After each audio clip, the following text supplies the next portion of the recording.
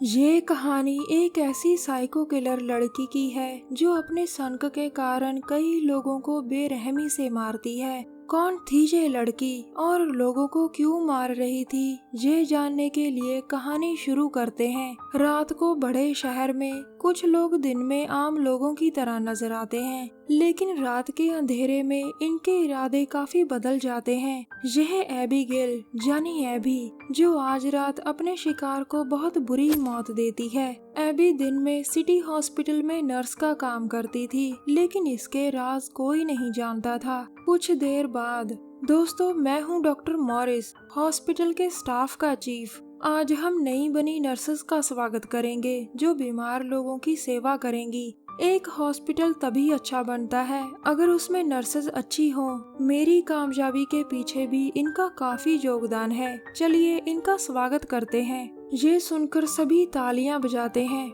यह डैनी जो नर्स बनने की खुशी अपनी माँ से साझी करती है। तभी वहाँ से गुजर रही एबी भी डैनी को बधाई देती है, क्योंकि डैनी की ट्रेनिंग के समय दोनों कई बार मिली थी। इसके बाद डैनी उसे अपनी माँ और अपने मंगेतर विल से मिलाती है। आज डैनी और उसका पूरा परिवार बहुत खुश था। अगली रात डैनी और एबी एक बार में जाकर खूब मस्ती करती हैं, जहाँ डैनी कुछ ज्यादा ही दारू पी लेती है और एबी उसकी कुछ पर्सनल तस्वीरें खींच लेती है। अगले दिन नई सुबह को एबी बाजार में जा रही थी, तभी पीटर पीछे से कहता है, एबी, ओ एबी, कैसी हो मेरी पड़ोसन। लेकिन एबी उसकी बातों को नजरअंदाज कर वहाँ से चली जाती है। दूसरी तरफ हॉस्पिटल में नर्स मैंडी आती है, जो अपने मरीजों से हमेशा हंसकर बात करती थी। मैंडी एक बड़े दिल वाली हंसमुख लड़की थी। उसी रात डैनी को अपने घर में एक मैसेज आता है, जिसके दूसरी तरफ मैंडी थी।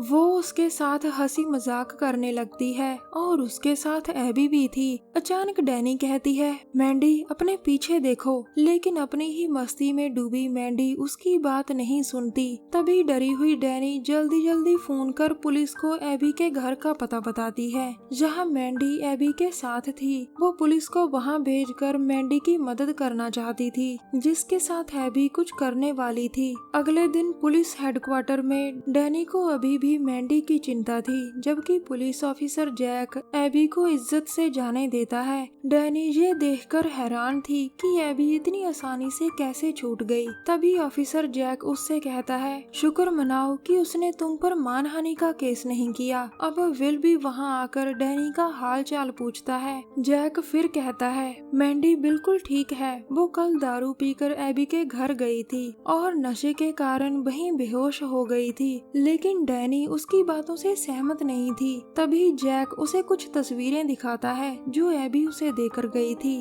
और वो कहता है, तुम खुद रात को नशे में रहती हो, इसीलिए तुम्हें लगा कि एबी मैंडी को मारने वाली है। वहाँ खड़ा विल भी तस्वीरें देखकर हैरान था और गुस्से में डैनी को वहीं छोड़कर चला जाता है। कुछ देर बाद हॉस्पिटल में एबी देखती है कि डैनी मॉरिस को अकेले में कुछ बता रही थी। जब डैनी की नजर एबी पर पड़ती है, तभी मॉरिस उठकर दरवाजा बंद कर देता है ताकि एबी उनकी बात ना सुन सके। दूसरी तरफ मैंडी को कोई अचानक दबोच लेता है, यकीनन वो एबी ही थी। उधर सर्जरी करके मॉरिस अभी अभी फ्री हुआ ही था और तभी एबी उसके पास आकर कहती है, मुझे आपका मैसेज मिला, शायद आप कोई जरूरी बात करना चाहते हैं। मॉरिस कहता है, वो नई लड़की डैनी तुम्हारे ऊपर काफी आरोप लगा रही है। मैं तुमसे अकेले में बात करना चाहता हूँ, क्योंकि मुझे लगता है कि वो नर्स डैनी सच बोल रही है। ये कहकर मॉरिस मुर्दा घर की तरफ बढ़ता है ताकि एबी से अकेले में बात कर सके, लेकिन एबी उसे पकड़कर उसे वहीं कैद कर लेती है। वो पहले उसकी छाती पर नुकीले हथियार से पिग लिखती है, फिर एक मशीन से धीरे धीरे उसकी बाजू काट देती है। आखिर में मॉरिस ज्यादा दर्द के कारण मर जाता है। दूसरी तरफ डैनी मैंडी को कॉल करती है ताकि उससे मिल सके, लेकिन वो फोन नहीं उठा रही थी। अचानक डैनी को लगा कि जैसे मैंडी के फोन की आवाज गाड़ी की डिग्गी से आ रही हो। वो जल्दी जल्दी गाड़ी से उतरकर डिग्गी खोलती है, जिसमें मैंडी के फोन को देखकर वो हैरान थी। वो तभी एबी को फोन करती है और एबी कहती है, हेलो मेरी प्यारी दोस्त। दूसरी तरफ से डैनी पूछती है, तुमने मैंडी के साथ क्या किया? इसके जवाब में एबी कहती है, यही चीज मैं तुमसे पूछना चाहती हूँ। तुम्हारी गाड़ी में उसका खून लगा है, उसका फोन पड़ा है और वो आज काम पर भी नहीं आई। मुझे उम्मीद है कि विल मेरी बात पर यकीन करेगा कि तुमने मैंडी के साथ कुछ बुरा किया है। डैनी तभी विल को फोन कर कहती है, तुम्हें एबी से दूर रहना होगा, वो बहुत खतरनाक औरत है। बाकी बातें मैं मिलकर बताती हूँ। ये कहकर वो गाड़ी में बैठ जाती है। दूसरी तरफ ऑफिसर जैक अपने कैबिन में आता है और तभी उसे डैनी के मैसेज मिलते हैं, जिनमें बताया गया था कि एबी आज रात विल और मैंडी को मार सकती है। जबकि उधर डैनी हॉस्पिटल के बाहर पहुंच चुकी थी, क्योंकि विल भी इसी हॉस्पिटल में गार्ड का काम करता था। डैनी को विल की बहुत चिंता थी और वो सामने आ रही एबी से विल के बारे में पूछती है, लेकिन एबी उसकी बात का जवाब नहीं देती। अब दोनों लड़कियां पूरे गुस्से में थी और तभी हेड नर्स उन्हें रोकने की कोशिश करती है। एबी पहले जल्दी जल्दी डैनी से निपटकर उसके बाद हेड नर्स पर वार करती है। इसके बाद तो दोनों लड़कियां आपस में लड़ने लग गई थी। दोनों के बीच जबरदस्त लड़ाई हो रही थी और आखिर में एबी डैनी को मारकर भाग जाती है। तभी एक गार्ड आकर पुलिस को फोन करता है, लेकिन एबी उसे भी शॉक देकर वहां से भागती है। अब डैनी उसे फिर से रोकती है, लेकिन वो नहीं रुकती।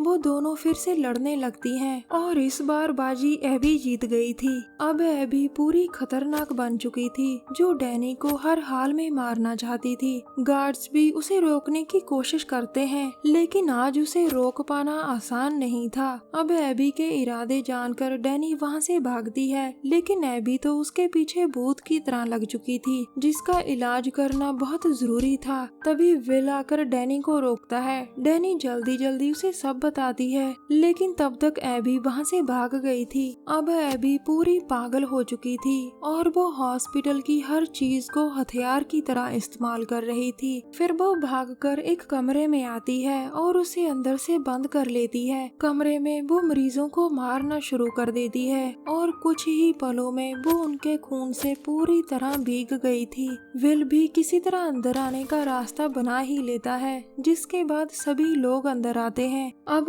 विल और डैनी बेड पर पड़ी एबी को देखने लगते हैं, लेकिन तभी एबी विल पर वार करती है, जिसके बाद डैनी विल को संभालने लग जाती है और इसी बीच एबी वहां से भाग गई थी। कुछ देर बाद एबी इस शहर को छोड़कर भाग ही रही थी कि तभी उसे जैक आकर रोक लेता है, लेकिन इस बार पीटर आकर उसकी मदद करता है। वो जैक को चोर समझकर उसे मार देता है। जैक को मारने के बाद अब पीटर ध्यान से देखता है कि जैक तो पुलिस वाला था, जिसके बाद वो उसकी लाश को ठिकाने लगाने की तैयारी करने लगता है। दरअसल एबी बचपन से ही दिमागी रूप से बीमार थी। उसने अपने पिता को भी मार डाला था, जिसके बाद उसे एक खास स्कूल में भेज दिया गया था। कुछ दिनों बाद एबी अब एक नए हॉस्पिटल में आती है, जहां वो अब नए नाम नए पते के साथ काम करने वाली थी। आखिर में दोस्तों, हर नए बने दोस्त पर जल्दी यकीन ना करें। क्या पता उसके दिमाग में क्या चल रहा होगा। काश डैनी एबी पर यकीन कर बार में ना जाती।